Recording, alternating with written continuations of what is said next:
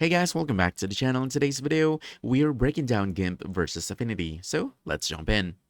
First up, we have GIMP. Now, GIMP is a classic option. It's been around since 1996 and it's totally free, open source, and works on Windows, Mac, and Linux.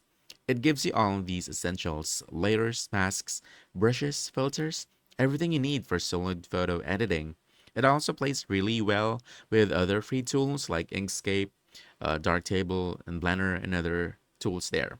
But here's a catch: GIMP doesn't have built-in pro features like adjustment layers, CMYK editing, advanced automation, or high-end raw tools.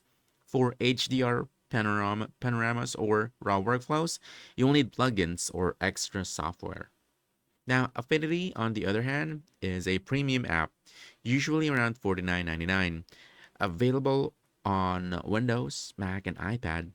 It includes powerful tools right out of the box: non-destructive editing, raw processing, HDR merge, focus stacking, macros, templates, and even its unique workflow personas. Its downside: some tools are less intuitive, selections aren't as sharp as Photoshop, and certain transforms feel clunkier than they should. Now let's talk about money. As I mentioned, GIMP is 100% free. No accounts, no subscriptions. For Affinity Photo, as I mentioned earlier, its base price is usually around $49.99. It's also a one-time purchase, still way cheaper than Adobe subscriptions, especially if you buy the full Affinity suite. So which one should you use? I want to say, if you're a beginner, hobbyist, or just working on a budget, start with GIMP. It's capable, lightweight, and has a huge community.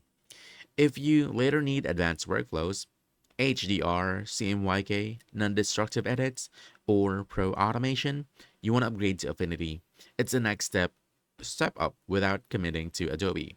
And that's your quick breakdown. So, if you found this helpful, don't forget to hit that like button, subscribe for more quick guides, and I'll see you in the next one. Thanks!